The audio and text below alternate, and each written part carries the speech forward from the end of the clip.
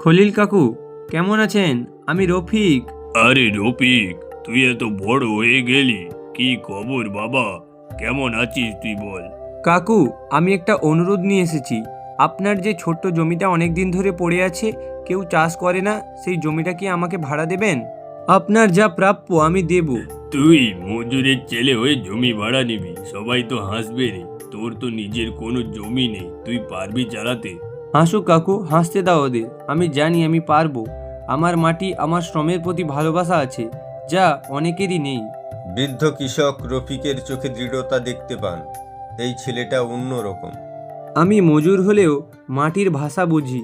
আমি প্রণাম করতে চাই। শুধু জমি থাকলেই কৃষক হওয়া যায় না, ভালোবাসা লাগে। ঠিক আছে রফিক, তুই নে। তোর মতো ছেলে যদি চেষ্টা করে তাহলে আমার ভালো লাগবে, কিন্তু দেখিস আমার মান রাখিস। প্রতি বছর সময় মতো ভাড়া দিয়ে দিবি কিন্তু। কথা